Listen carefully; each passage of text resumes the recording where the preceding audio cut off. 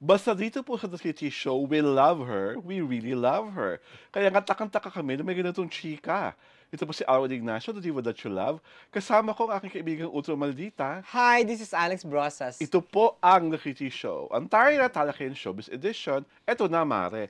Balitang-balita sa X at sa iba pang social media platforms na itong si Maymay Entrata na naging panoohin sa It's Showtime at kumanta ng isang pagkabongga-bonggang rendition na isang awit, pinaparatangang auto-tune. Ang kinatang ba na niya Wrecking Ball na kanta ni Miley Cyrus nga ba? Kung tama ang aking pagkakatanda. Mare, ano ba ang reaction ni Maymay Entrata rito?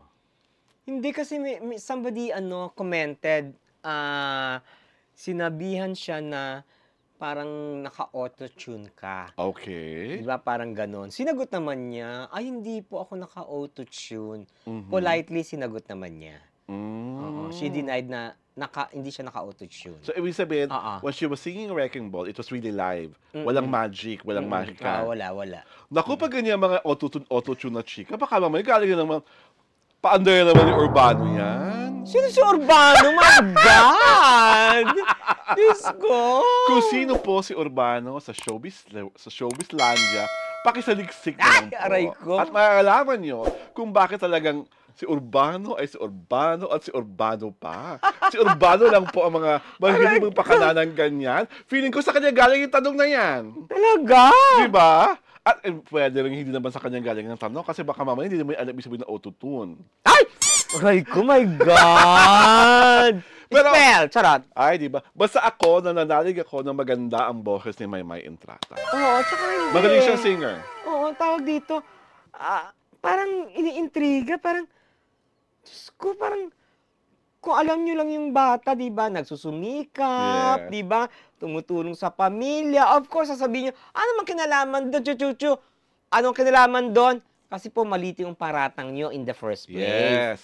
Di ba? Ngayon, pangalawa, kung naka-auto-tune man siya, siya lang ba? Yes. Siya lang ba naka-auto-tune sa buong showbiz? Oo. Ha?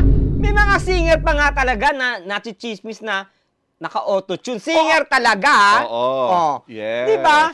Eh si aminado naman siya. She's not a perfect singer. Hindi naman siya talagang pabilo sa birit ang di ba? Wala naman siyang wala siyang ilusyon. Wala siyang ilusyon. Ang pinakamaganda pa kay Maymay, she sings with character, with attitude, with flair. At saka wala siyang katulad. Yes. Itapat mo sa GMA7, meron? Diba? Wala namin itapat sa mga taga GMA7. Ay, meron nga daw eh. Diba? Meron daw isang trying hard. Sino katapat niya? May isang Diyos ko, nabaliw-baliw ako. Katapat yung Maymay Entrata? Oo, kasi may video na nilabas. Sino? Na bago. Sanya.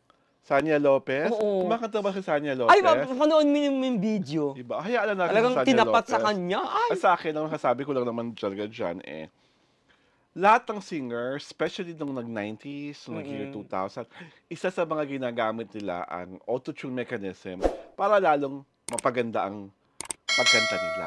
Mas kita doon niyo pa po sa mga major international superstars like Madonna, like Britney Spears. Talaga pong nagmamagic sila na courtesy of auto-tune.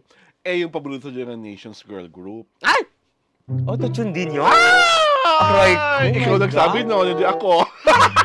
Patanong! Auto-tune din ba yun? Skuday? Diba? Sumagot ka. Diba? Oo! Ay! Sabi mo nga, diba? Pag lagi lang totoo dito sa The TT Show, Sa akin kasi, ang galing-galing niyong mamuna sa mga artists, diba? Tapos, parang naging muna yung mga boses niyo sa amin.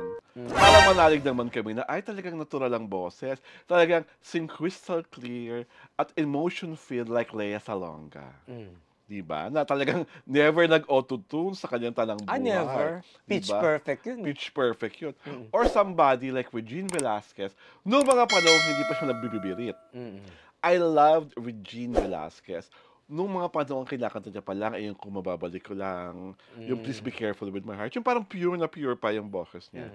Mas nabother ako kay Chona nung nagbibibirit na At ang nangyari, ginaya sila ng lahat ng tao. Oo nga, she has become the standard. Diba? By sa akin, which singers are for measured. me, dapat the standard by which singer must be measured, dapat si Lea. Si Lea? Oo, kasi di ba yung pagkantang suabe, pagkantang nagtitell ng stories, tapos sabi mo nga, pitch perfect. Pero sa akin hindi si Aling Lea ang Sino ang standard mo na singer? Si Nora Honor. But Nora kasi... Kasi very raw si Nora eh. Hindi siya hindi siya na culture, hindi siya na... Kasi Nora Honor's voice was... Unique yung voice niya. For her era. For that era, I think she was like a singing superstar in the 60s, 70s.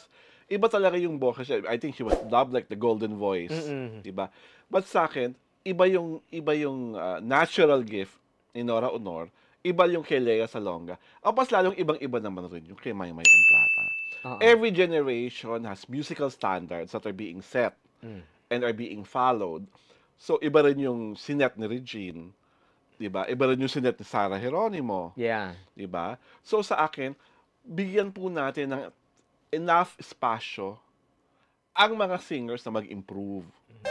Na paghusayan lalo pa ang pagkanta. And Maymay is on her way to doing that.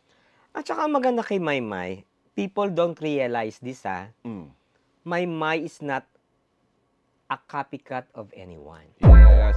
She's an original. Oo. Kasi maraming copycat si Regine eh. Yes.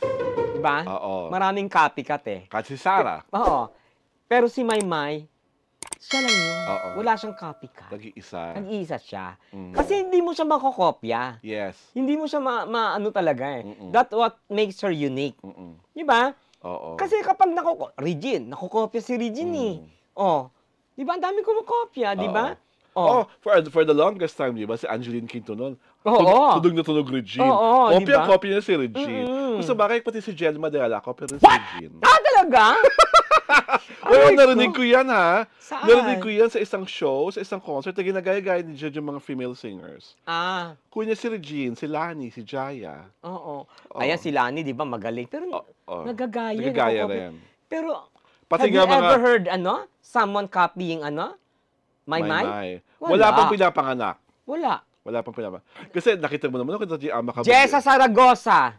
She can be copied. Yes. Di ba? Regine, si Angeline, si Jaya, si Jaja. Lahat na nakokopya eh. Kasi Sharon. Di ba? Maski si Nora Honor, di ba? Nakakopy, di ba? Pero maski talaga pa kay Ate Gay. Pero walang nakakopya kay Maymay. Wala. Wala. Di ba? Hindi pa pinapanganak ang babae o ang Becky na makakagaya sa pagkanta iba siya. ni Maymay That ng makes her Ama unique. Kabugera. At ang iba pang mga kantang... Tsaka, tignan mo yung music niya. Tawag dito, Very Now. Yes. Di ba? Very Now yung kanyang yung kanyang music. So, that makes her very in. Di ba? Kasi True. Very Now eh. Diba? Saka maganda yung sabi ko nga, ang maganda sa kanya, may kakaibang bagsik o angas na binibigay si Maymay sa pagkanta niya eh. Kaya talagang kanyang-kanya. Di ba yung yung ganun pala nung Ama Kabugera, diba yung pagpasok? Lalo na mas kinanta niya yun ng live, di ba parang, wow, talagang mapapalingon ka. Who would ever expect that this very petite, slender girl has that kind of voice? Kasi napanood ko siya sa isang awards night eh. Na kinanta niya yung Ama Kabugera. Wow. Tsaka hindi. Tawag dito, iba ang narating niya. Yes. For somebody so simple, di ba? PBB ba yan? Yes. PBB siya, di ba? She was the big winner. Di ba? During her batch. Nag-shine siya talaga. Ang kabatch ng babae ay si Kisses de la Vigne. Si Kisses de la Vigne. Si Kisses de la Vigne. Nasa US na. Nasa US na. I forgot na lang yung mga male na kasabay nila. But hindi, si yata, yung na-link sa kanya. Yeah, Edward. Edward. Edward ba yun? Yung spoken dollar? Edward Barber. Edward Barber. Di ba? Yun ang sa kanya. I think Maymay is one of the biggest superstars that came out from the PBB. Tsaka, diba? Siya, na-survive niya yung showbiz, di ba? At na-survive niya ang breakup. Diba? Yung sa Foreigner? Yes. Oo, diba? Na-survive niya. It took a while for her to accept the situation. I really think that an LDR is really difficult. Oo nga. Diba? Have you been into an LDR? Yes. Ako rin. Very sad. Diba? Naway-away ko. Diba, Mare? Ang hirap? Mahirap kasi bagay ako naman, very trusting ako. Kaya lang pagka naloko na diba? Nagwawala ako dahil. Yeah, I know, right? Diba? Ako pa ba? Ikaw pa ba? Skuday. So, sa mga taong ayaw tantanan, si Maymay Entrata, isa lang po ang lalambing namin sa inyo ni Kumaring Ultra Milk Tita. Sana may talent rin kayo. Hindi ba naman? Ito po si Alwin Ignacio, the diva that you love. Kasama ko ang nag-iisa kong Kumaring Ultra Maldita. Hi, this is Alex Brasas. Ito po ang The Kitty Show, ang tayo na talaking showbiz edition.